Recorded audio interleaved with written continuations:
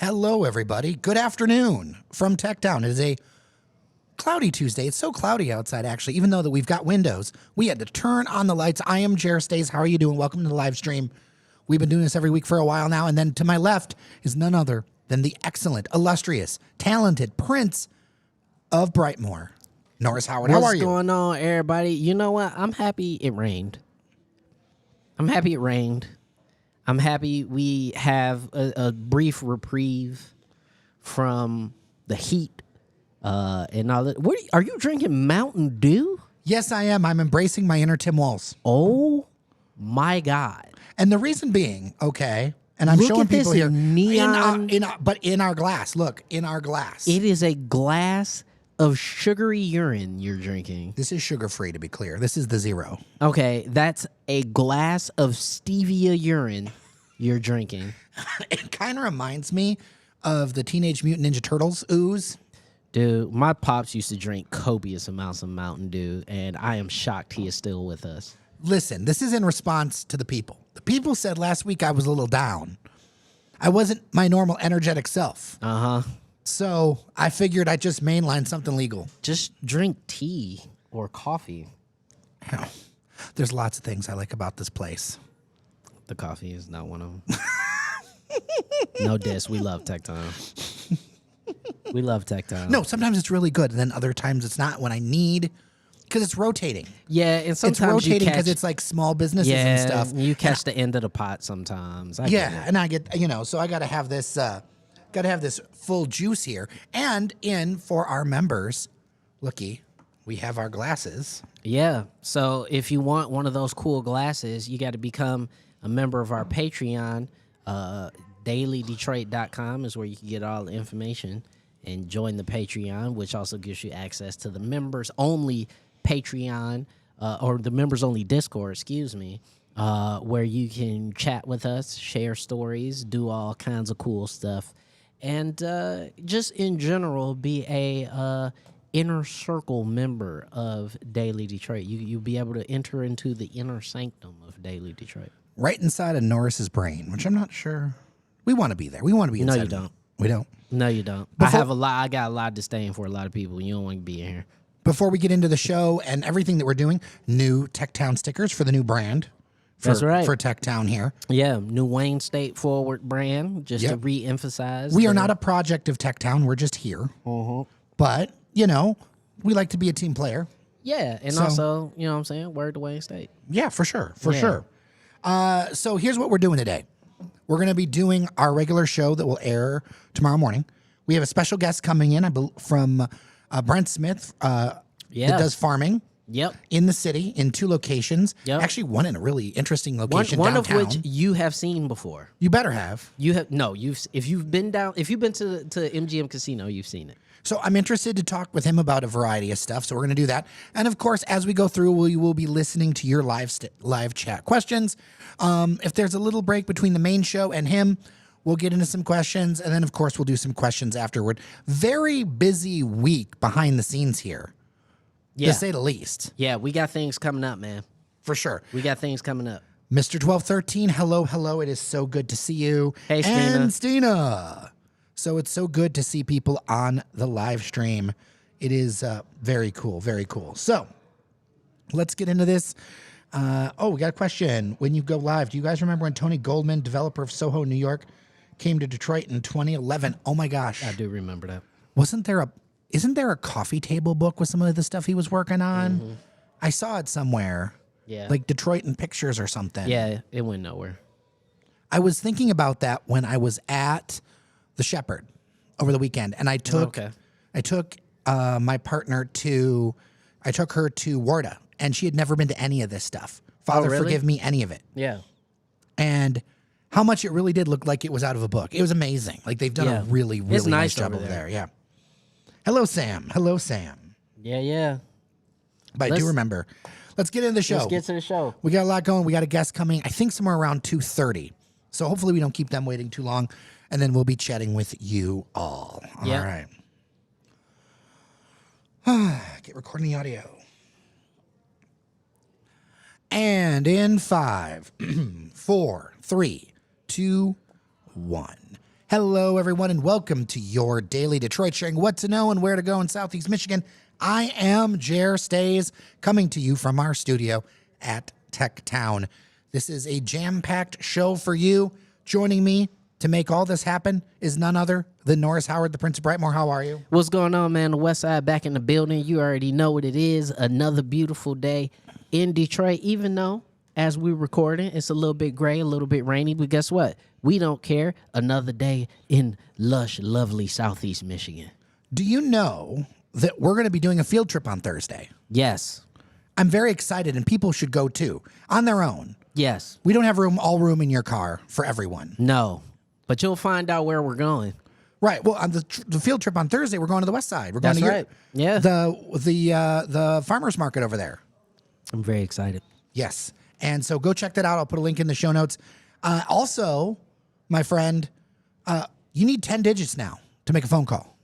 I normally do that, but yes, because guess what, everybody? As of yesterday, you need to dial all 10 digits because we have run out of 313 numbers. It's done. It's over. Now you got to be from the 679. First off, that number's awful. Secondly, is there going to be a black market for 313 numbers? Are you going to be able to like go up on 7 Mile and get yourself a 313 number from the liquor store? I'm pretty sure that like you still have to go through a major telecommunications company. But no. Come on, I want it from Lil Baby. No, it doesn't matter. All right, you've missed the boat. Little it's John John's 313 numbers. It's over for you. Over on Greenfield. No, people got to die. For you to get a 313 number, somebody has to die and relinquish their number. You know what's amazing is even before that, the number that I have, somebody did die. My uncle. I have my uncle's 313 number from the east side. It's been in our family for like 4 generations. My personal number. See, that's pretty crazy. Like my number that I have, my personal number, has been the same since the 9th grade. I've never changed numbers. I'm impressed. I feel like changing numbers is a capitulation to your ops and your enemies. Like when people used to, remember back in the day where it'd be like, oh my God, my ex won't stop calling me, I'm going to change my number. Like that's letting them win. See, I feel like if you keep your number the same, it keeps your options open. Yeah. For that callback. Yeah, for a couple years later. You get a callback a few years later. But not even just that, though. I just think holding on, all of us who've held on to our 313 numbers is a sense of pride. It is the original area code of the city. It is by far the dopest area code in the whole country. I don't care what nobody say. It's incredible. It looks aesthetic. It's incredible. It's a great area code. And now y'all got to deal with 679, which just makes it sound like you were from like outstate somewhere. Like, doesn't that sound like that should be like a Cadillac, Michigan area code? See, I keep thinking of that song. I can't remember all the numbers, but like Jenny, get Jenny on the phone. 86753. Anyway. That, bro, you're so old. Like, normally people would sit back and think of area codes by Ludacris. That's what we would think of, and you went all the way to the 80s. See, that's where you are a true millennial, and I am a geriatric millennial. I wouldn't. That was beyond millennial, Jared. That was borderline embarrassing. I'm sorry. I'm sorry. I'm sorry. Was you gonna do the Morris Day in the time 7779311? Is that what was coming up next? Okay, when you say that, I think about the chicken feet commercial. Terrible. Your sense, your points, that old YouTube video your where it's points of reference are so off sometimes, and I love you to death. You know I do. But sometimes your points of reference are so from left field. I'm like, Brody, what is happening here? Do we live in the same city, in the same town at the same time? We do, amazingly. How is it possible? Because that is not where I would have went. See, what's even funnier is that me and Outlier executive director Orlando Bailey grew up blocks from each other.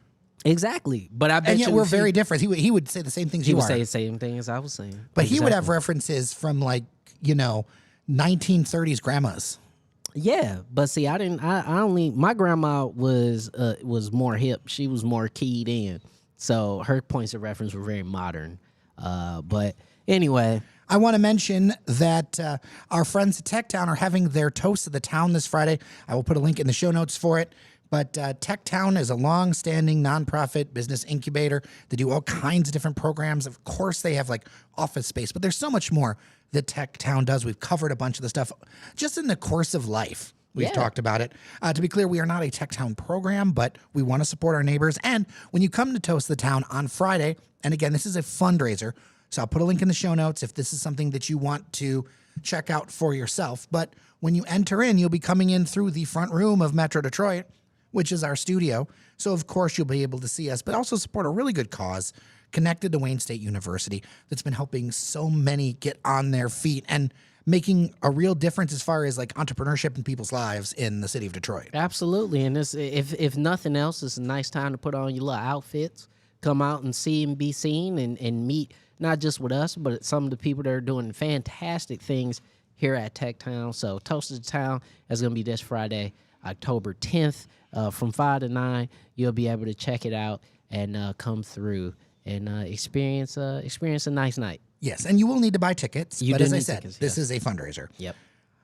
I don't know how to say this next name. Tecovas? Tecovas. I don't know. Somebody correct us. We're getting a boot store. Boots, Western wear. It's opening this weekend in Hudson's. You know what? I know a lot of people are excited about this, but, you know, for me... Including my neighbor that was throwing a black cowboy party. See, and that's what I was about to say. I was like, something happened. I don't know what happened, but something happened between the years of 2023 and 2025 where cowboy boots became back in chic, specifically for the African-American community. We brought them back. I mean, there's been a number of artists. Yeah, well, it's Beyonce. And Beyonce, yep. Yeah, anything Beyonce do, that's a big deal. That's true. But I'm just saying, like, for me, I've never owned a pair of cowboy boots. I've never desired to own a pair of cowboy boots. That's just not my style. But some people are going to be very excited about Tecovas because it look like it's going to have all your Western wear needs. I never thought I would hear those words. When I woke up this morning, I did not think about Norris Howard saying all of your Western wear needs.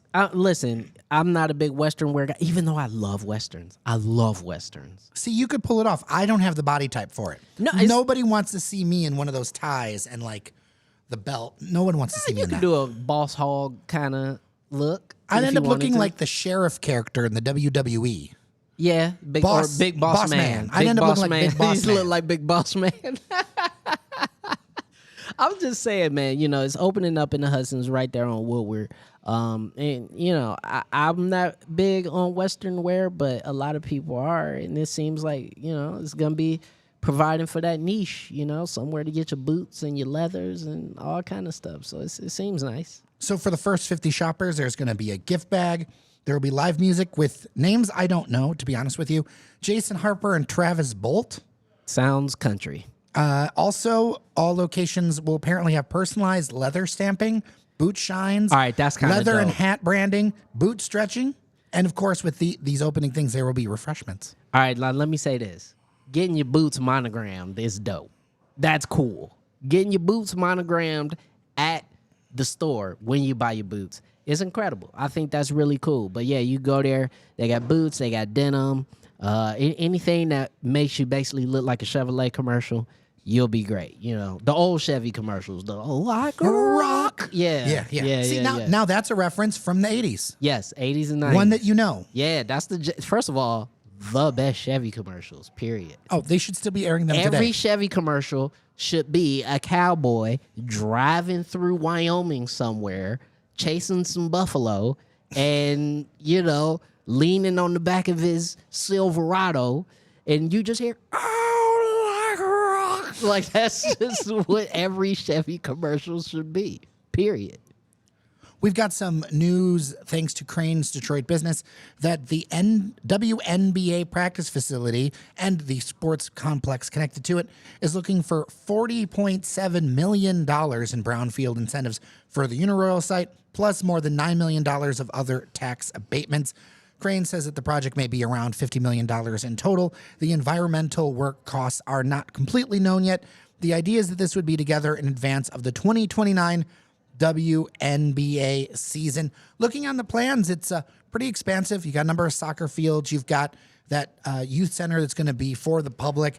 This is a huge site, and it's wild how I actually get why it costs so much because of how tore up it still is. Yeah. And I think it's a reminder of like how bad environmentally that site, there's been a lot of progress, but still so much more work to do when we're talking about this much in brownfield. And if you don't know, brownfield incentives are a little different than some other incentives.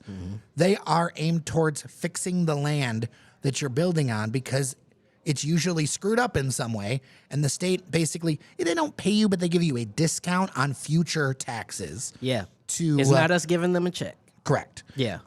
This is a discount on future taxes to absorb the cost of making those fixes. Yeah. And listen, that is going to be a sticking point because I do think that it is a huge amount of brownfield incentives. And that has been a kind of albatross piece of land for the better part of 35 years, where it's like just has 40, yeah. Yeah, that's what I'm saying. Uniroyal came down, 85? 85? I remember the Uniroyal still being up. Yeah, so, it's been a piece of land that has been nigh unusable for my entire lifetime. And it's been unusable because there's so much, industrial waste on that site.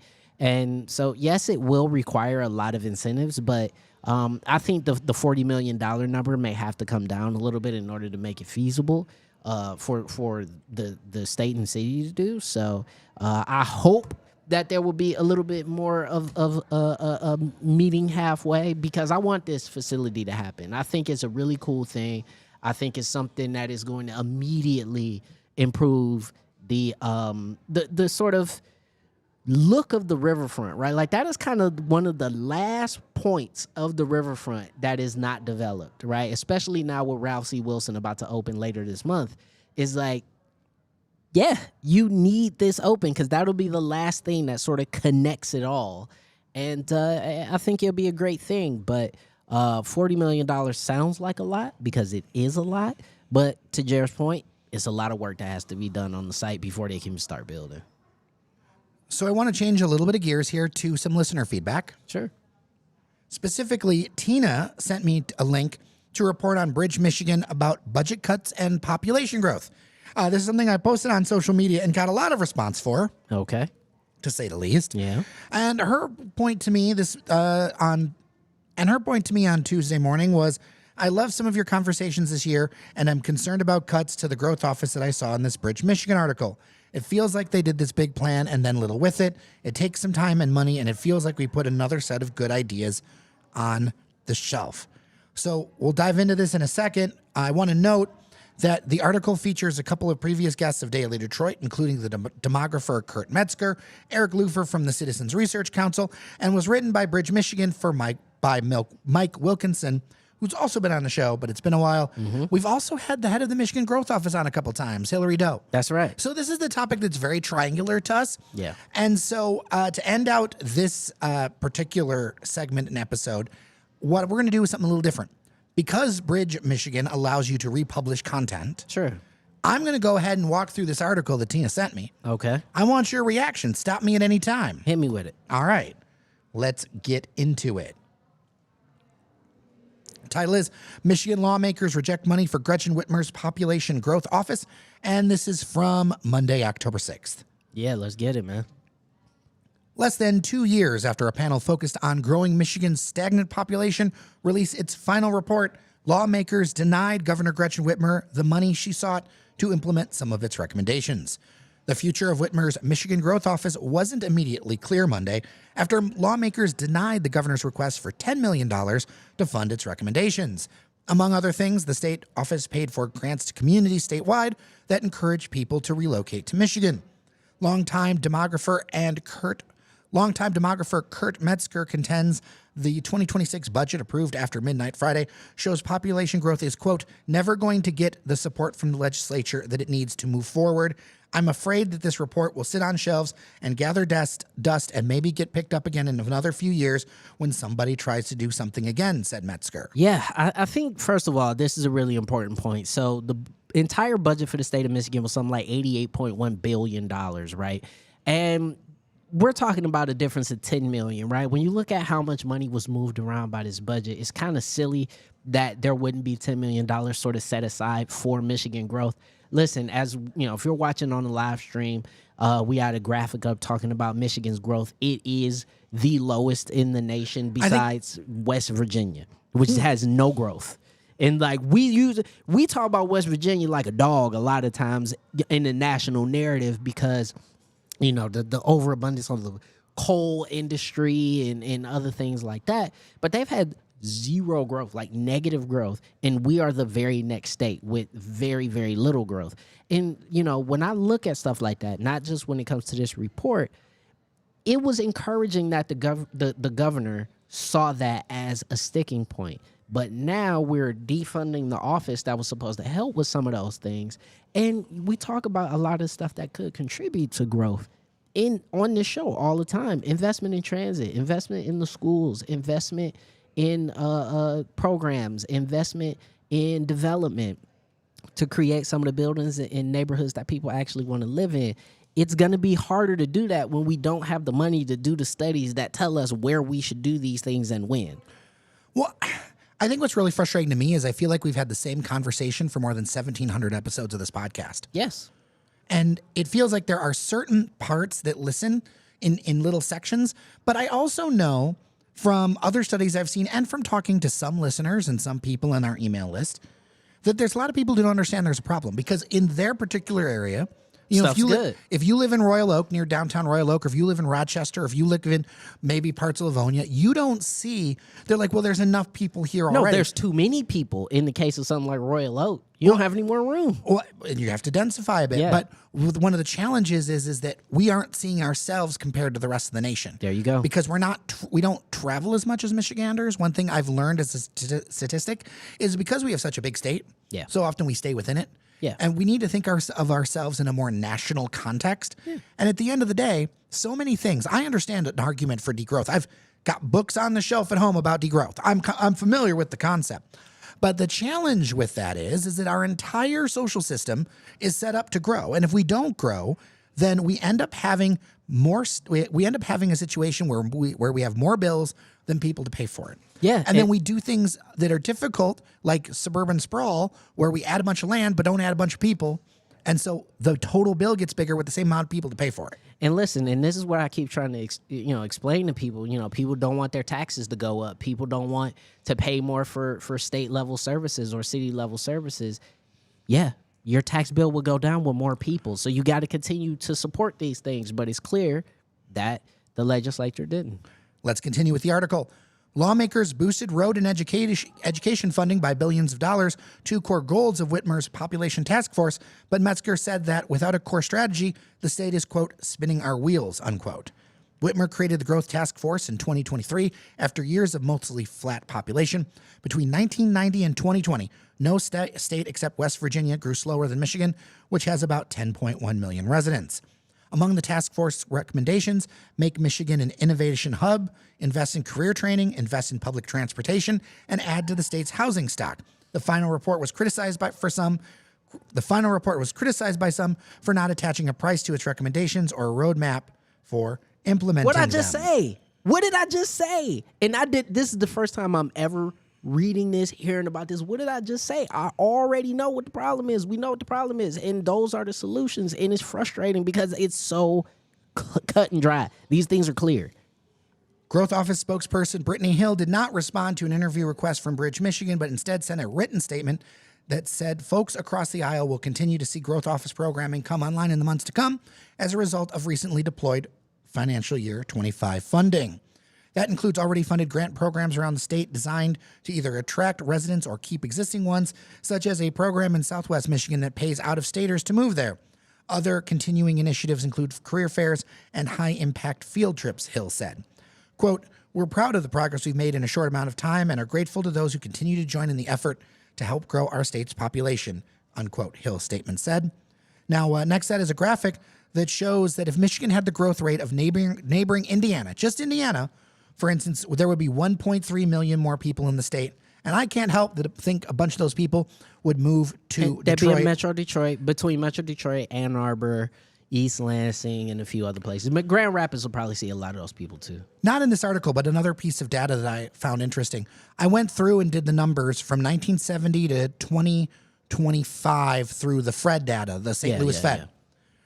Metro Detroit, the reason why our population's been flat since 1970 is because Metro Detroit's been adding counties. Mm-hmm. So now it kind of counts as 9 counties. But in 1970, you look at Wayne, Oakland, and Macomb. That was it. Those three. But see, that's the thing. Most listeners of this show, except for you Ann Arbor fans, and we love you, you are in one of those places. If you look at those 3 counties, we're actually net negative 775,000 people or so. Yeah. And that's something that's moved so slow, we didn't really think about it. So, continuing with the article, spokespeople for Whitmer's office and lawmakers in charge of growth office appropriations could not be reached for comment on Monday. Eric Lufer, I would note here, a previous guest of the show, president of the Citizens Research Council of Michigan, which highlighted the state's population woes in 2023, said investments in roads and schools will have a longer lasting effect. You're doing things to help more people, he said. Indeed, he said it was hard to tell if the smaller scale growth programs, which he said was the state winging it a little bit, were working.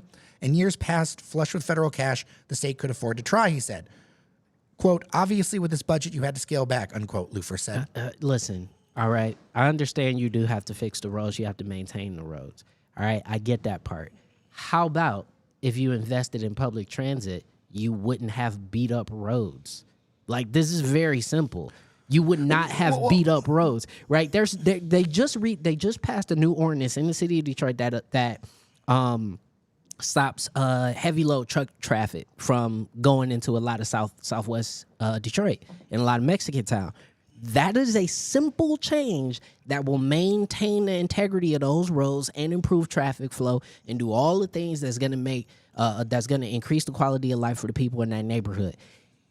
If you coupled stuff like that and had a few ingress roads that allows for the heavy duty traffic, because we still are a manufacturing center, so we got to do it, but you do that in conjunction with a heavy investment in public transit, and now you don't have to spend billions upon billions upon billions of dollars on road maintenance because less people are using the roads. I think back to Governor, I can see the face, Jennifer Granholm, and her Cool Cities thing. And I really wish we had focused just on comprehensive mass transit or, all the other, anything else with a C than like sunglasses. And I don't mean to like pick on Democrats per se. I personally have strong feelings that there has been a mess across a number of administrations with people not really willing to diversify from automotive as fast as we should have. And I don't want to be, hindsight's 2020, but I definitely have some concerns where it's like we're working on the edges when we need to work on the core thing. And even the data focuses on the core thing. And that was something even that study, the Growing Together Council study had, transit. Listen, bro. All right. Everywhere else that functions properly as a city has at least a spine of a functioning transit system, okay? You talking about street level rail, buses, subway, above grade rail, some point, right? At the end of the day, right, without an investment into transit, this will continue to be a major problem because the roads are going to continue to be beat up. And nobody wants to do the hard stuff that actually is going to improve the situation. Nobody wants to say, hey, guys, we need to put toll roads. Nobody's going to say, maybe we need to increase the gas tax. Nobody's that going to actually say, went over like a lead balloon. That's what I'm saying. And credit to Governor Whitmer. She tried to do it. And everyone's like, nobody wants to pay. But nobody wants to do it. Why? So everybody wants all this stuff and nobody wants to pay for it. But guess what? If we had more people, we could. I want to bring this article home, but I'm going to add a +1 to what you're saying. I think we are missing the point about geographic locks to poverty. Reason I say that is in places like Detroit and across the region, to be honest with you, but I want to focus on the city of Detroit. City of Detroit is, I believe, one of the top 10 cities in the country for households without access to a car or not much access to a car. Yep. Okay? 2/3 or more of Detroit residents work outside of the city of Detroit. Another big problem. So how are you going to get to the jobs to change your station in life? How are you going to fix that poverty? I don't care how much money you drag from downtown. If you can't get to work, it doesn't matter. Yeah. And, I'm going to say this, and this is going to sound controversial.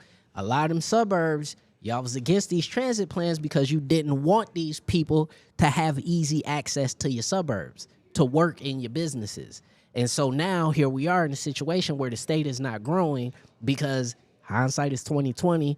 People's own racism and this region's connection to racism has allowed massive divestment from the city core that now is affecting the entire region. Because when your city core is not healthy, people do not want to move to your region. It's proven time and time again. Well, I mean, as other people have mentioned, the economic apartheid has only ended a few years ago. Facts. All right, let's finish out this article.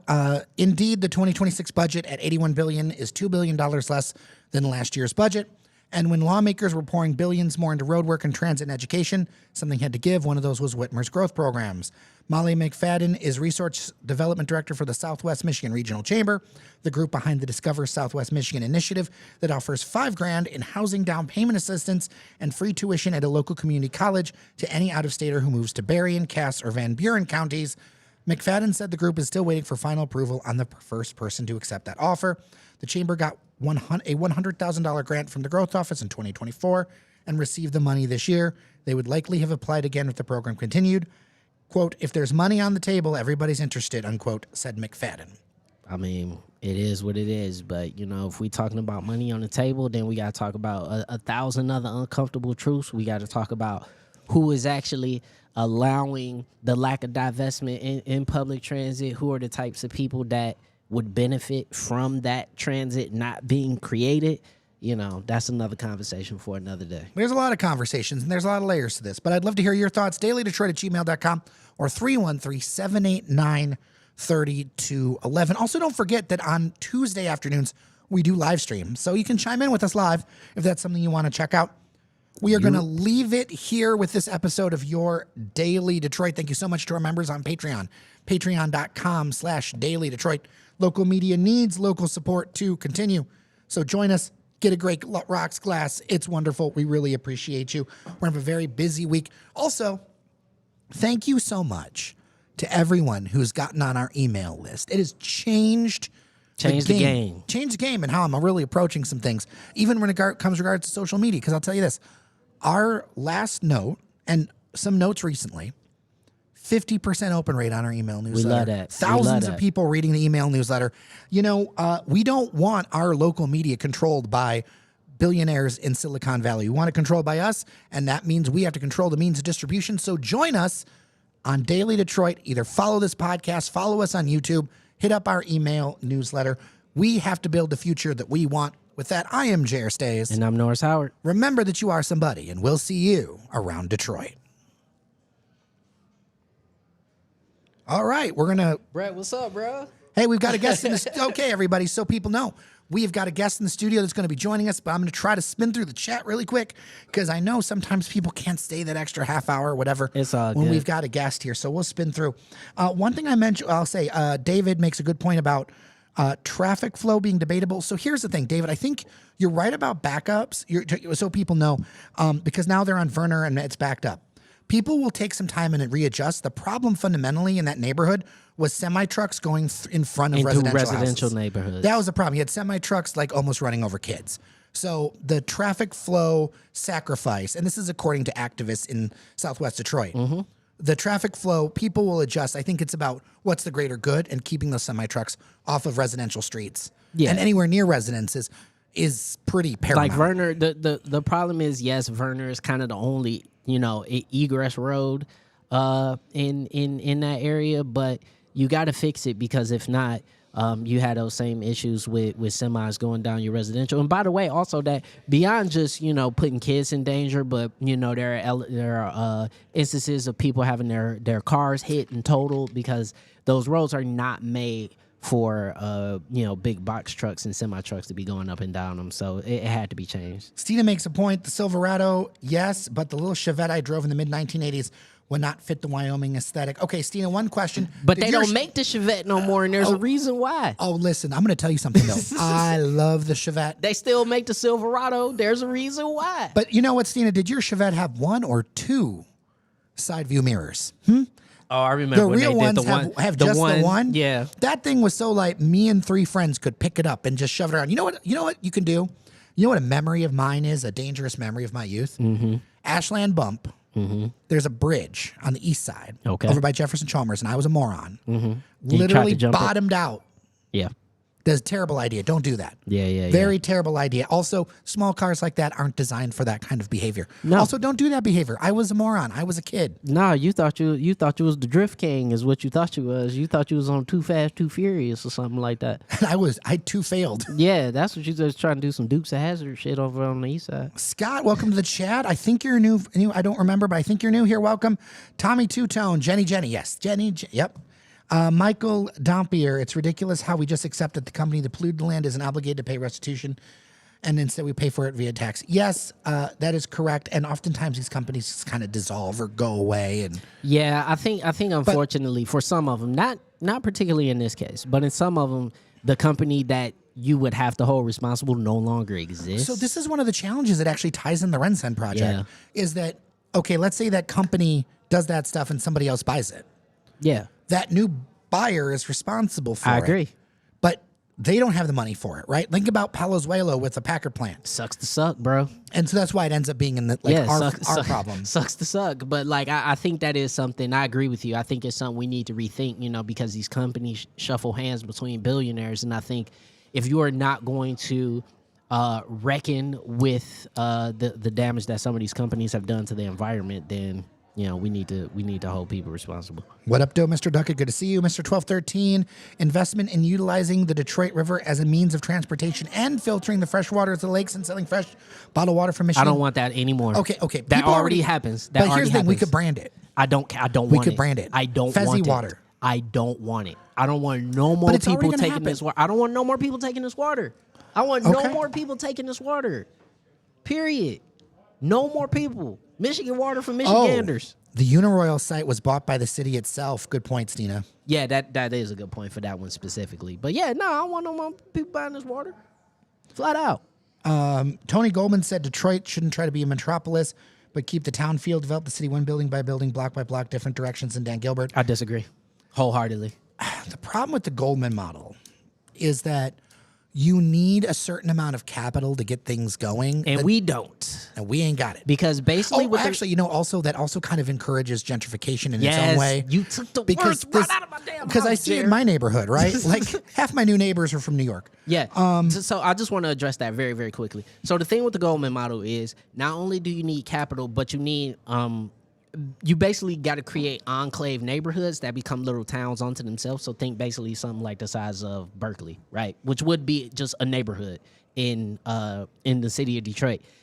Once you do that and you basically create a ton of gated communities, whether they be gated financially or physically, you continue to just close off entire areas of the city.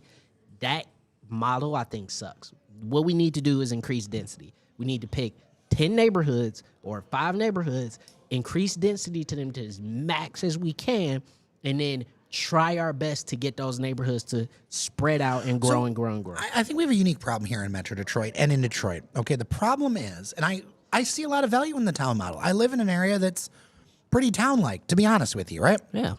The challenge is that if you're trying to build something that's available in the suburbs, people are going to move to the suburbs because it's cheaper and it's got better schools. Yeah. You have to offer something different than they offer. Right. Which would be, I look at it as a marketing problem. Yeah, right? which is a city feel, right? Like, and that's part of the problem. Just the zoning laws. This is also a little unique to Detroit, Yeah, though. the zoning laws, the way the city itself is built, because it's built like a giant suburb, so there creates some unique zoning challenges. But if you can offer that city feel, the city experience, density, public transit, the stuff that gives you the advantage of living in a densely populated area, then it becomes a lot easier to sell it. It's hard to sell moving to Detroit, living in Detroit, raising your kids in Detroit, because the things that you will move to a big city for, we just simply don't have. Or we do in pockets. Yeah. We definitely do in pockets. Yeah. Stina makes a great point. I don't know why it wasn't a super fun site. That is a great question to investigate. That's a great question. It really should have been. At least on the face of it. Maybe there's something for Uniroyal. Yeah, obviously it should have been a super fun. I don't know. I'm interested in that. Maybe somebody didn't want to ask for it. Maybe it got held up in issues. Yeah. I don't know. But this feels like it would have been a perfect candidate for that. Yeah. Well, I mean, that site has been the way it's been for such a long time. Like, I wouldn't be shocked if it was like grandfathered into some old 1990s foolishness that, like, that like we just can't touch it until X amount of years, you know? 1990s foolishness like the Matumbos I used to own. That's pretty bad. The fact that you used to have Matumbos is pretty bad. Those are the most hideous shoes. They were. And you know what? There's a development that looks just like them. Those are the most hideous things. All right. What we're going to do is we've got a guest coming. So we're going to go not completely dark, but we're going to just take a quick little break, get him on the mic, get things set up, and bring him in here. We're going to talk about some really cool stuff. And it won't be long, maybe just a few minutes. We'll try to be as quick as we can. We just got to go pause for a second. Keep the chat going. We'll try to hop in. And we'll see you in just a couple of minutes. Thank you. Yeah.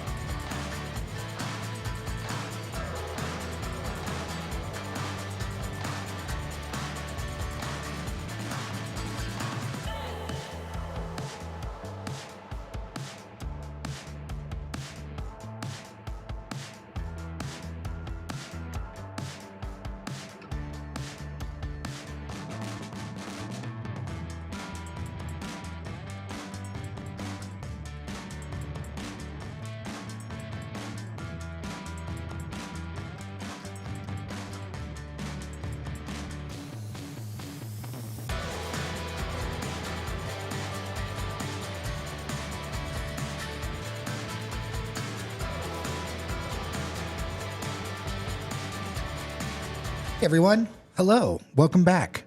We're still here at the studio with friends at our studio in Techtown. We have a very full screen.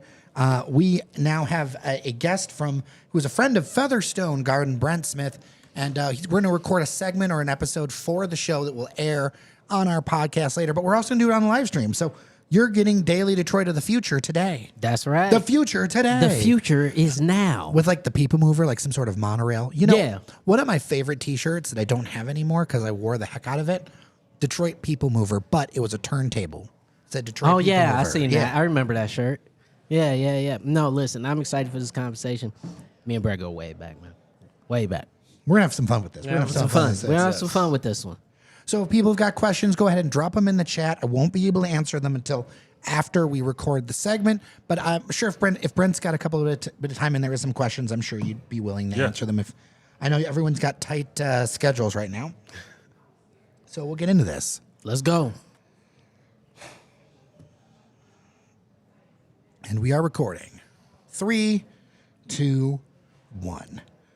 Joining myself and Norris at the table at Techtown is Brent Smith. He is a friend of Featherstone Garden, a Detroit-based urban garden, and many other things. Brent, welcome to Daily Detroit. Hey, hi, Jer. How are you? Good. I understand you know my co-host from a former life. Yeah, I do. way back in the day. Yeah, man. we go real back. Yeah. It's good to see you, Norris. Good to see you as well. Yeah, man.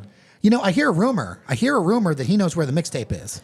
Listen, he does know where the mixtape is, but I can't release it yet. For long-standing listeners of the show, it's been a running gag. Will I ever get a hold of Norris's mixtapes? So I'll ask you directly, Brent Smith, can I get Norris's mixtapes? I'll never tell. I know where it is, but I won't tell you. He's been sworn to secrecy. He's part. Listen, he's part of an elite group. You got to mark up the price. Yeah. Yeah, you know what? We need to do a fundraiser for Daily Detroit to get Norris's mixtapes out. We hit 500K. I'll put the tapes back out. Let's just right. put that out there. All right, why don't we talk about Featherstone Garden real quick? What is it when it gets started? I know there's a couple of locations. Let's talk about it. Sure. So Featherstone Garden was started in 2017 over on the east side of Detroit. The farmer and co-founder, Aaron Smith and Annie Akeem, they are just incredible partnerships when it comes to just bringing green space. So we have a 6-acre site on the east side of Detroit on Lake Point between Mack and East Warren. And so just the amount of love that we've put into that space to attract just like elders and families and neighbors in the Morningside neighborhood has just been incredible, which led to us getting a downtown site right there off of Plum and 3rd Street across from MGM Casino. And we've been leasing that property for the last 3 years. In fact, our 3 years just ended. And so that space, because it was downtown, we did more community events, we did concerts, and all kind of things just to add more just vibrancy to the space. Yeah, and if you guys are, can't get the mental picture, if you come up on that Grand River exit, if you're coming from 75, you come up on that Grand River exit and you got MGM to your right. If you were to turn down Grand River, the garden is sort of right there to your right-hand side, right before you get to Lumen and Beacon Park That's over right. there. And so it's a space that I think hundreds of thousands of people have seen and driven past, and I guess kind of just went like, well, what is that over there? That's right. Now you know. And so it is an urban garden in the middle of downtown. But there are some changes ahead. Yes, there's some changes as all things change. And in fact, it was your show where I discovered that U of M was planting their flag right across the street from the downtown location. You all put me on notice as a friend of Featherstone to say, wait a minute, like that's a big deal. And it also pushes up against the Featherstone lease. And so right now we're in the midst of that. And it's refreshing to know that people care, that, a downtown urban garden doesn't have to be a parking structure. There are some ways that you can collaborate to change it so it wouldn't be that, right? Because we already have enough gray space in our downtown area. So it's really nice to see people care about the space downtown, about the Featherstone Garden space. So is there a way forward decided yet, or is that still under construction? I like that. It is still under construction. It's a 2-acre site. And so, as Norris described, when you are coming out of the parking structure from MGM Casino Grand, you see that 10-foot gate. It's a black gate. There's 2 greenhouses that sit on the property. And then we've designed, or Annie Akeem has designed, like these garden beds that are just very unique. And so you can see, if you look closely, you'll see the designs that she built where we're growing like flowers and produce and selling to local restaurants. But that space now, it's like, what can we sustain, right? So what can stay there? and I think that has been under construction, as Jerry, you alluded to, but a solution, on a 2-acre site is like, could we just get like a little sliver of the pie? Mm-hmm. Could we get like a little sliver of the lot to maintain something beautiful? That also speaks to like the history of that area, right? Where you had like the Plum Street artists, and you had people who really cared about green space. For the last 15 years, that space, although not always managed by Featherstone Garden, there were like other green thumb enthusiasts that were maintaining that space. So for the last 15 years, that space has been dedicated to urban farming. And I think my next question is, we know Detroit has become sort of a hotbed of urban gardening, urban farming, all the land that we have in Detroit, and many have figured out ways to turn that into, more use. And so have you guys, done collaborative projects and efforts with some of the other urban gardeners in the area? And if so, what do those projects look like? Because for me, I think about it and I say, hey, man, wouldn't it be great, if all these guys start working together, or I won't say guys, but people start working together and really creating a strong, firm coalition of urban gardeners? Yes, I think it's already happening. I think urban gardening is people who don't want to, that prefer to be behind the scenes. Like, if you're a gardener, if you're a farmer, you're trying to stay out of the way, right? Mm-hmm. And so I think because of that, the networks are more underground. So what is refreshing, again, is like,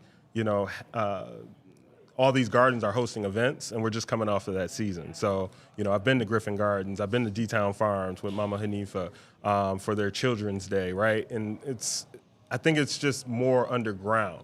And so we're not always looking for like the networks of urban gardeners, but maybe now we should, right? Mm-hmm. But there's all type of incredible things, ranging from gardens implementing technology with plants as like code readers or device code readers for like moisture tests, and those tests turn different colors, and like teaching kids that. Like, I think that's incredible. Back to like some more just like traditional, just like, gardens are harvesting sea moss from Ghana, mm-hmm. Which is also cool. So, because there's an economic component. Yeah. So, I completely agree. Like, we all should be paying attention to the garden networks. Yeah. Yeah. So what drew you to the concept of Featherstone Garden? What about it made it uniquely important to you and called to you? Yeah, I like to plan in outdoor spaces. My love for art started at Wayne State, where guys were like freestyling outside in Gullen Mall, and so I really love the design of the outdoor space. Mm-hmm. When it comes to being able to be a performer. And like, we've all been inside of a bar with like 10 people, and like it's 2:00 in the morning and you want to go home.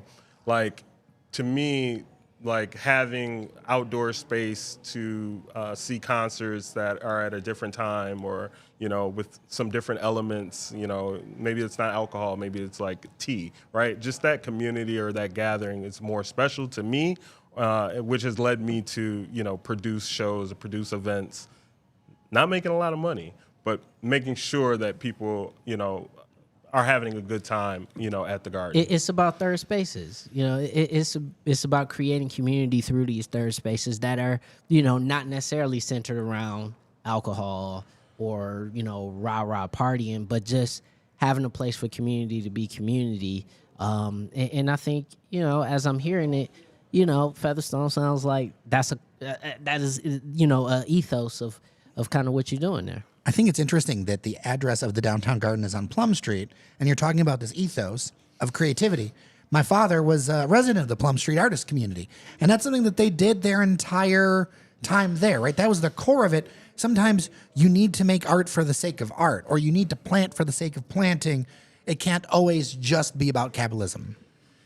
Yes. Although it is, right? Right? Because we all live in the system. We all got to eat. Yes, we all got to eat. And I think it's also interesting that you like geographically where it is. Like when we first started and I was trying to get community there, it was like, oh, we're downtown, right? And so we did an event for the NFL draft. Like everyone was doing an event for the NFL draft in 2024. And every 800,000 people, it's like, well, where are those people at and why aren't they coming to the garden? Well, that's because they're like south downtown, and they're behind a fence. Jefferson, and they're behind a fence, and they had to go through security. Yep. While we're not even really downtown proper. We're kind of like northwest downtown. I think people underestimate the size of downtown Detroit. We underestimate the size of the city in general because when you're over in that plot, obviously you're over by MGM, but if you are at Campus Martius, that's borderline not walkable for a lot of people. Right. You know what I mean? When we go to other cities, if we think about the distance in transit stops, Yeah, exactly. That distance would be 2 or 3 stops away. Yeah. I can't help but think about that with my last trip to New York or even a trip to Chicago recently, where you realize things that we say they're right next to each other would actually be quite the walk, a doable bike, but still a bit of a stretch. Yeah. And that's when we talk about density. It's like car scale versus people scale. And if you're coming down for an event like the NFL draft, you haven't been to Detroit maybe many times. That's one thing we got to think about when you think about tourists and we think about funneling people in and being responsible about how we set up our land, right? Because you talk about gray space. And I think we need to talk more about green space and blue space and not just gray space, because there's a lot of gray parking lot that honestly a lot of people out there think is necessary, but I don't think it's all necessary. Yeah.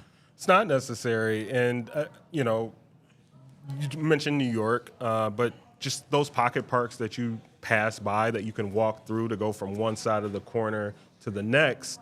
I think with the traffic that the Tigers are getting, the Lions are getting right there in that, MGM Grand area, because people park there and then walk to the stadium, there's a lot of, I feel like, interactions missed, or that gap from Comerica Park to the MGM parking structure. To your point, a lot of people don't want to walk that, but they do.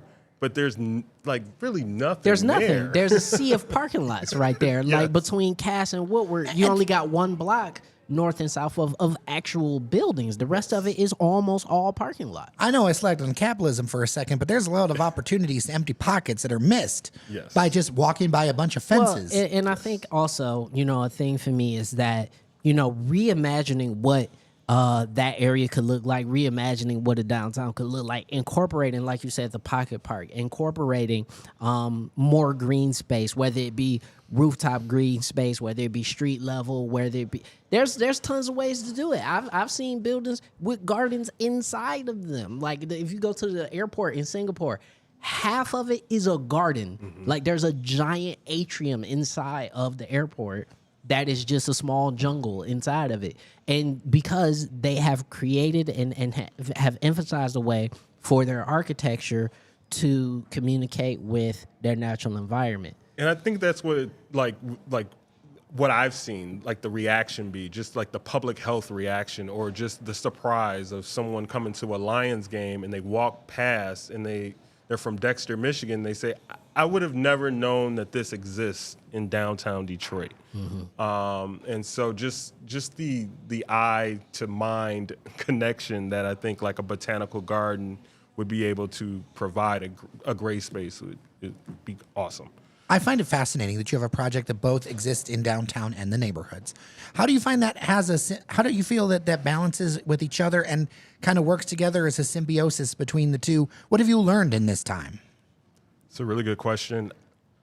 I feel like I've learned that, keeping the main thing is important. And so because we have roots on the east side, and like this downtown space was more like pie in the sky, the east side has always, just been there. And so what I've learned is that, not only are relationships important, but just like being in a physical space. I live on the west side of Detroit, and so I have to like plan my day to travel to the east side because the city is so large. And so I think like relationships are important, but I've learned that also just like presence is important. And so because of the downtown chapter changing, closing, I've been over at the East Side Garden more. Therefore, over on the East Side, like, with the East Warren Development Group and other friends of the East Side. What do you consider the main thing? The main thing I think is the neighborhoods. The neighborhoods and really like partnering, finding those community partners that, also have like shared values or a shared mission. And so downtown, our community partners are like, DTE, and it's just like, that could be a challenge, right? This is a big corporation. And so now, with the East Side, like Morningside Cafe, right, which is a coffee shop right there on East Warren, who's partnering with us to do like a fall festival, do our annual fall festival. So because we've been there for 6 years, we've like marked a date in the calendar to say, hey, like, come on out to our space. And so this year we're hosting a fall festival and inviting our community partners like Morningside Cafe. And when is that going to be? That'll be October 25th. It's a Saturday. The neighbors have decorated the garden like with Halloween decorations. It looks scary, so we call it the Spooky Garden. That'll be from 12 to 4, October 25th on a Saturday. Another thing that I think about, since you're so involved in green spaces in the city, there's a lot of change happening. However it looks, right? How do we maintain and think about green spaces so we don't go all the way in the other direction, right? Like it's really easy to say gung-ho build and then lose some of that natural thing that anchors Detroit. Like I think about how many trees I see in the old pictures of Detroit. I think about all the urban gardens around me. I think about my neighbors who love planting things. But I also think about balancing that with lots that sometimes aren't the most taken care of or have opportunities to do something different on. How do you maintain those spaces? How should we think about these spaces? I think it takes time.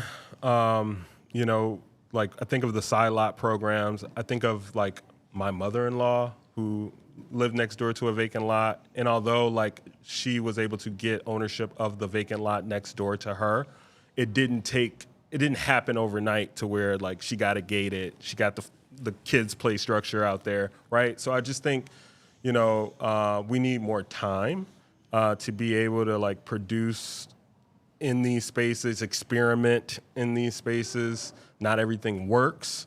I think about like Detroit Future City.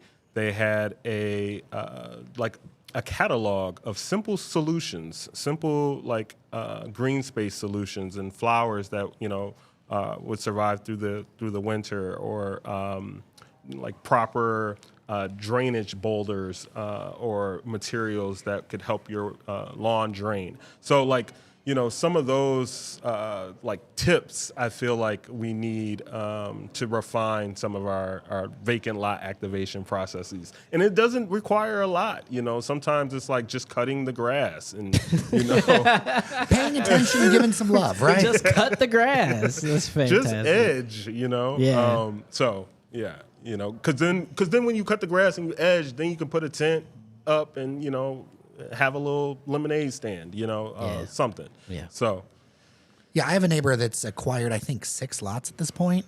It is amazing what they have done, but every lot is another natural iteration in one way or another, and it keeps looking better. My block captain keeps doing great stuff. There's really, really cool stuff happening over on the east side. Yeah. So before we go, what do you want from the people? How can the people help you? Just support Featherstone Garden. Come visit. The east side location is 4178 Lake Point. And there is no fence outside of that garden. And so, you can just drive by and view it and see it. And there are going to be flowers to be cut. So I would just say, yes, just stay connected with us, featherstone.garden on Instagram and featherstonegarden.com to check more about us. Awesome. Well, Brent Smith, friend of Featherstone Garden, thank you so much for coming on Daily Detroit. You're always welcome back to the living room. Thank you. Thank you all. All right. And we are clear on the recording part. Nice. All right. Stay with us for a second if you want. Yeah, let's see what people got going on in the chat. We got Mr. 1213, Mr. 1213. Have you considered opening a farmer's market in Detroit specifically to sell the produce from your garden? Great question. Yes. And, what's nice is that we have farmers markets in the city. And so I mentioned East Warren Farmers Market. They do a Thursday market day. Then obviously you have Eastern Market. But for us, we were popping out at our farm stand. So we actually have a farm stand. If you drive by right there on 3rd and Plum, there's a yellow sign, and it says Featherstone Farm Stand. And so every Tigers game we tried to do last year, every Lions game, even though it got cold, we would pop out on a Thursday to just sell produce. It didn't get the effect that we thought it was going to get with all those people walking by. But it was a challenge of the consistency of it all. It's very tough to get your produce out there. Yeah, I imagine so. It seems to be a lot. Yes. So, I think as far as direct questions, that was the big one. Yeah, that's a good one. Yeah, that's a really good one. So it's really good to see you. Good to see you too. Thank you for coming by and bugging me to make sure that you're on the show. Yeah, I didn't even know you two knew each other. Yeah. Yeah, and I was bugging Norris about it too because again, if it wasn't for you all to pinpoint that, that was happening way back when, I wouldn't have been able to get ahead of it to, steer it in some way as far as just wait, can we get one more year of programming, which we did. Yeah. And so, I owe you guys, in some ways for a whole year of free public concert programming. Well, it's what we're here for. That's literally what we're here for. That's literally the job, Brent. That's what literally why we're here for. And we're happy, and we hope that, not just downtown and on the east side, but, it could continue to sort of grow and expand, because I personally think urban gardens are a future of the city. I'm not saying the future. There's many futures. I think it is a future. And I think an important one. And an important future of the city of Detroit. I've said it on this show. I would love if the city of Detroit could be 100% produce independent. That's a big goal. Yeah, it is. I like it. Outside of stuff we literally can't grow, like bananas. Yeah. But in terms of anything we can grow in Michigan. Oh, come on. Aren't you going to go to the Anna Scripps Whitcomb Conservatory? I know there's a banana tree in there. Get your bananas. Yeah, only I'm yours. just saying, for everything we can grow in Michigan, I would love the concept of Michigan being produce independent. I drive by places that do stuff. There's all kinds of interesting things, whether it's the farming side. You could do, there's not vertical, but indoor. There's versions of farming. Yeah. I'm not as well versed in all of it. My partner's actually a really good environmental reporter who covers sustainable meat and all that kind of stuff. So she's far more well versed in any of it. She occasionally does stuff for Outlier and Planet Detroit. So definitely we'll need to connect you with her too. Yeah, Okay. for sure. I'm open. For sure. Thank So you. it's super cool. And I need to get over to the garden. Yeah. When do I need to go to the garden? Before the frost hits. Okay. So, you got a month. Yeah. You got a month. You got a good I'm always month. over on the east side doing stuff, so I should just go. You should just check it out. Yeah. I just need to go. I'm originally from that east side. My grandmother lived in Indian Village, and then my dad lived on the Grosse Pointe Detroit border. Yeah. So it's I know that whole area. Yes. And it's a really special area. And again, I'm just now beefing up my east side connections and toughness. Yeah, how does it feel going to the west side? Do you shrink a little? Is it like Thanos when things start to dissolve away? Nah, don't put that on us. Don't put that on shrink a us. little? Well, Do no, you shrink a little? friends of Get mine outta tell here. me, friends of mine, back when L. Brooks Patterson was in Get charge of outta Oakland here. County, people would say that I'd need a permission slip to cross 8 Mile. No, you don't. Otherwise, I would start dissolving. No, you don't. All right, listen. All right, it's all our city. All right, it's I know. all our city. It just so happens that the east side be needing a little more help sometimes. Listen, the east side is From the the beast, west. is the beast side. The east side be needing a little more help for the west. That's okay. But we're one. But we're one. But we're one city. We're one city. We here to help out. So, thank you so much, Brent. Thank you. Absolutely. All right, let's answer some other questions from folks on the air. Stuff that is not anything to do with urban farming because It's the exact opposite. It's the exact opposite of all the healthy things you could eat. Yeah. At an urban farm. So it's Mr. 213 one more time. When will Chick-fil-A restaurant open in downtown? It's been 2 years already. Me personally, I hope never. I think Chick-fil-A is the most gassed, overrated place on the face of the earth. It's not even about all the other stuff, is it? It's just. No. I'll be back. All right, Norris is going to take a quick break. I have not heard, but I will get in touch with the folks at Bedrock. I've talked to them about a couple of things. I will definitely take a look at it. I know that the Chick-fil-A creates very strong passions, even among our listeners, and in different directions because of various social issues and things like that. But the journalist in me knows to look for the facts, and I will share them as asked, 100%. I'm going to keep things going while Norris takes a little break. What do we got going on here? Peyton, how can I help change the city as a place where people want to raise families in? Love that question. So this is something that I know that I've got a number of questions around raising kids. I am of the age where I have a number of Detroit resident friends who have kids, who have their kids in school in Detroit. And one of the things that I want to do, and I'm reaching out to a couple of them, is to have them on the show to talk about what we can around how they're navigating it. I think it seems like a really crazy thing to a lot of people, but I know a lot of people who've done they've just done it, right? They're just friends of mine. It's just a normal thing. Whereas online, it's be like, how on earth could you do it? And it's like, oh yeah, like I'll see in my Facebook feeds, like, graduation posters and pictures in front of the DIA or whatever. Now it's a mix of private and public schools. Everybody's got different choices to make, but that's why I want to go to some experts, some people who know more than I do. I am but a dog dad. So I feel like I can be a shepherd and a guide in this conversation, but this isn't a conversation that I should own. On the other hand, I think there are some things that are universal.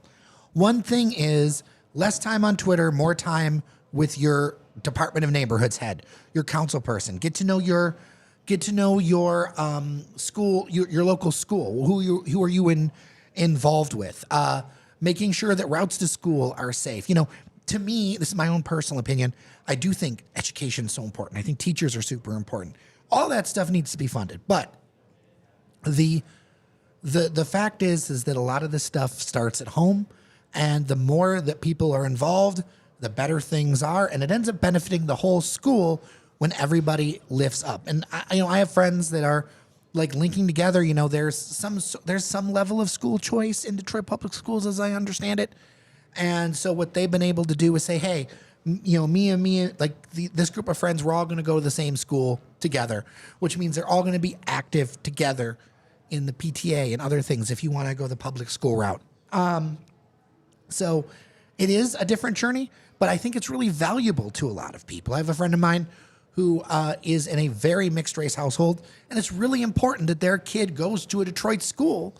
And so they really work to make it happen. They live in a beautiful house in a beautiful neighborhood in the city of Detroit. It's absolutely wonderful, and they're dear friends of mine. So, it's very possible to raise kids in Detroit, as I've seen it happen, even though I'm not the biggest expert on it. And it's something we're going to go into. Education's another topic. I'm working on the right people to talk to because Norris Howard, who is back, we are shepherds on the kids and parents conversation. We shouldn't necessarily lead it. I can't lead that conversation. We can try our best to get people who are much, much better stewards of that conversation. We are merely facilitators. But I think I can be a pretty good facilitator using my journalism skills. We could be facilitators. But I actually saw that question earlier. I think it's a fantastic question. How can helping the city change? I think the main thing is continuing to add to the tapestry of the city. Is number one, continuing to add to the good energy, because I think a part of the reason why, and I talk a lot about this with a lot of people, and we talk about the crime statistics and crime going down nationally, but I said it on the show before, man. Detroit is one of the only feel good stories of the country right now, and so I think us as citizens are starting to kind of live that self-fulfilling prophecy where people are saying good things about us, and therefore we want to make sure that image is continually upheld. I think there's an element of that. So just continue doing your thing and supporting people, and if you can, if you trust yourself to supplement your kids' education from DPS, send your kids to DPS, which has seen growth. It actually saw. Yeah, and more kids at DPS than last year. It is definitely a different challenge, but I know I have personal friends. They're doing well at DPS. I'm just going to tell you that straight out. It is not a either or situation, but it does require a different sort of work and a different sort of vigilance. It does, and making sure it's a more complicated system, things like that. Andrew, is the University of Michigan going to build the UMCI parking garage in a different location to spare the garden? If this was already mentioned, I didn't catch the whole video today. Okay, Brent's out the door, so I can say this. When I said under construction, that's exactly what I mean. I think they're still trying to work out. They're trying to work that out. The details on what's going on, and I think it's a little bit of a sensitive topic right now. Hats off to the University of Michigan. One, I mean, you heard the story if you caught the video, Daily Detroit, we were able to link some of this stuff up. But also, hats off to the University of Michigan for even having this conversation. There are so many developers that wouldn't have even opened this door. Yeah, they would have been like, "It's ours, get away." So hats off for them. Hats off for them to them for doing that. I'm really excited to see if there could be something unique created. I love these kind of partnerships between downtown and the neighborhoods. This is the more of the kind of real stuff that we need. And even the West Side, as much as, you're the West Side. Yeah, no, in fact, I mean, we need it citywide, and I think the more we can connect events and city, not just city services, but events and city programming and nonprofits and people that are putting things together, the more we can get sort of that back and forth between people who experience something in the neighborhoods and then kind of finding the annex of it downtown and vice versa. It's fantastic. I think it's actually a really good setup considering, how much development is happening downtown. I think this is, it can only be a good thing. Stina is with you. Do not sell the water for bottling. I hate the Nestle deal. Facts. Referring to earlier in the show. We were talking facts. About that. Yeah, I think that is one thing we really should not compromise on, especially considering the projections that have, pretty much this region, Michigan, Northern Ohio, Southern Ontario, as climate havens in the next 50 years. So, yeah, we should really go above and beyond in protecting our water. Sam, good to see you in the chat talking about Detroit proper being 139 square land miles. You can fit the city of Boston, San Francisco, and the island of Manhattan. I remember that graphic. I helped make that graphic, or one of the versions of that graphic when I worked with the Detroit Regional News Hub, Detroit Unspun. Yeah. Free Press also did a version of it. We talked about that, where I talked about the distance between my place and the Detroit City Fieldhouse is the same distance from Soho to Midtown Manhattan. Now, it's interesting because it's also not the most sprawled. No. Because you could go to Houston or something like that. Jacksonville is actually the most sprawled city, I think, in the country. Yeah, there's definitely on the other side. But I also would notice, a lot of these conversations, when we're talking about the NFL draft, like we were with Brent, which was really cool. We're talking about the NFL draft and the people coming in. Yeah. You think about, what is Oakland County, 900 square miles? Yes. Something like that. Something like that. I'm doing a quick Google live on the air. Michigan square miles. I know this is the most. 907. Hey, my memory kind of works. I may have 80s references, but I can still remember stuff. So about 900 square miles. We think about that in the context of just how big everything is. So yeah, there's downtown Detroit, but it's so how spread apart so much is. So here's the thing. Also, the largest city in Oakland County, Troy, is 33 square miles. Wow. 33 square Is that by miles. land area or by population? That's by land area. Okay. 33 square miles. Like, that is half of the West Side. I wonder how many people live in Troy. Like that. Well, actually, no. That's a third of the West Side. So 89,000 people live in Yeah, those that's a 33 third square. of the West Side. So if we going from the northwest corner down, so that would be from roughly Telegraph and 8 Mile in the northwest corner to like Greenfield and Plymouth. Well, one thing I think about, like, and I may actually do a return trip soon because I learned of the $1.9 billion bond plan the city of Columbus is doing with $500 million going to affordable housing. Yeah. Talk about neighborhood investment. Yeah. I really think there's ideas maybe we could get garner from this. So without tax raises, improve neighborhood infrastructure, affordable housing, such things like that. When we're talking about cutting 10 million here, 25 million there, they're looking at dropping 1.9 billion. What are things we can learn from that? But the last time that I went to Columbus, I realized you go from there, your outer suburbs are going to be where the Detroit Zoo is. Yeah. And frankly, the Detroit Zoo is kind of like the epicenter, being right near 75 and 696 of so many things in Metro Detroit. Yeah. And you think about just how much space, like it's just a lot of space, man. And look, it kind of benefits us. We do a podcast, so you can listen to us in your car the whole time. But Yeah. you know, I think about that space thing and just helping people understand and like connecting them better, even if they're going to be in a car, you know? Yeah, absolutely, absolutely. Michael in the chat saying, speaking of water usage, keep the large data centers away. Hard facts. Hard facts. But also, if we want to keep the data centers away, everybody needs to stop using ChatGPT Or Sora. or Sora or any of that stuff. Which a guess lot it of people costs- are not going to stop. I read something that I guess it's $1. It costs OpenAI $1 for every Sora video you make. That new social Something network like that, yeah. That looks like TikTok, but everything's fake. I'm not signing up. No, I'm not either. In fact, in most social media, I'm starting to be like, nah. Yeah, I'm out. I'm out. Like You mean I you don't want 50 videos of a cat getting pulled over? No, I really just want to sit at home and just play video games. Like that's really what I want to do, and I can't because people want to continue doing crazy stuff on the internet. I remember a friend of mine had a thought that they were like, we should make the 2 towers of the Rensen a data center, and I was like, Somebody said that in the chat, and that is the worst idea humanly possible. It's a terrible idea. you know what I appreciate you about Norris Howard? We're longtime friends, but also, and I'm sorry to the chat, when you don't agree with the chat, you're just like, no. Somebody's got to be honest. There's no pandering here. No, somebody's got to be honest. Listen, I love y'all, chat, and I love the listeners, and I love the fact that we have a show where people feel empowered and safe to share their ideas. I think that's ultimately a good thing. But some people have bad ideas. I have bad ideas. I have bad ideas all the time. What was your worst idea recently? Maybe within the last few years. Getting married during the pandemic. Oh.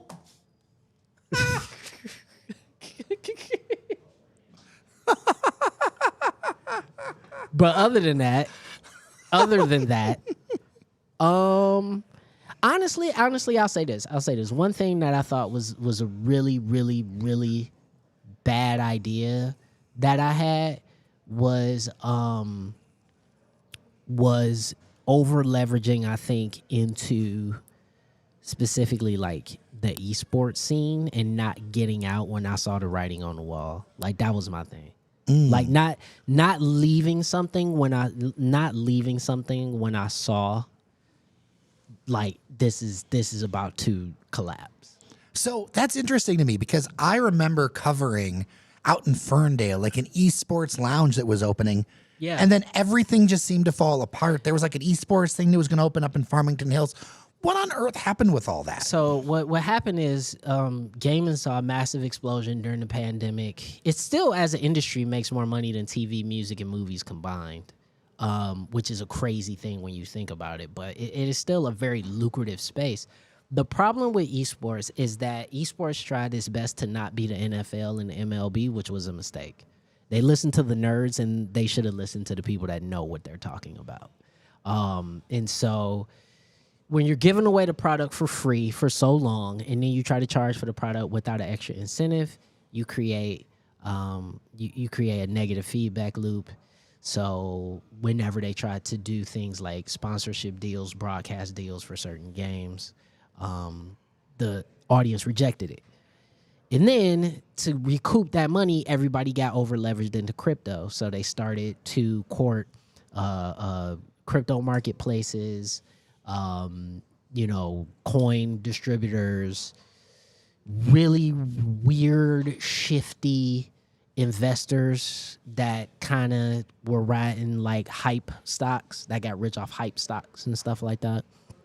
And then when crypto crashed, it just overnight, just billions of dollars just sucked out of the whole industry, literally within 48 hours. And so it's been kind of a slow death knell for the esports scene. There's still stuff happening. I mean, you're still doing writing for some esports. Yeah. But even that has slowed up. And the reason why it slowed up is because it's that money, and when people have not found ways to make these things sustainable from a financial point of view, they are very, very short-lived. And so for me, as much as I love gaming, as much as I love like certain aspects of esports and certain esports specifically, around that time a couple years ago, like I was screaming from the rooftops, like we need to make big changes here, and we're not making big changes. Even before you started doing stuff with us, I remember getting a beer with you. Yeah. I remember getting a beer with you, and it's like, oh, this is what's going on. Yeah, and so that was a big thing. And to be fair, I see a lot of similarities with some of the AI stuff. I see a lot of it as hype. I see a lot of it as certain things will still be around, sure. But I think. Oh yeah, AI is here to stay, but I don't think it's going to be what people think it's going to be. Yeah, just like, esports is never going away. Like, people will always be like pro Call of Duty players, and there will always be pro Street Fighter players. Like, that's not going away. It's just a matter of how much of that is going to be reinforced by like a massive league-based infrastructure kind of thing. Yeah, I mean, in so many ways, small is the new big in a lot of things. It's just, you know what, and that's the way I like to think about it. Like, more than just with games and with tech and with all that type of stuff. Just, I mean, look at what's happening in media. Small is the new big. People. Oh man, do I have so many thoughts on this lately? Yeah, I even dropped my pen. I got so many thoughts. Yeah, like it's the same thing with media. Like, people are going into,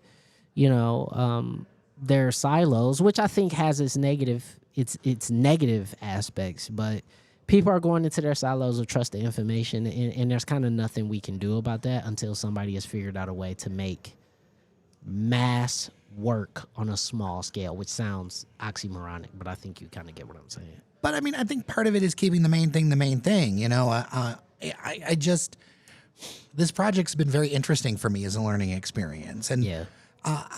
I have learned how much comes from certain places, and like there's lots of hype bubbles, especially with journalists. Like we were talking about, X or Twitter or whatever. There's lots of hype bubbles of like, where can we get the most attention? Yeah. But is all attention good?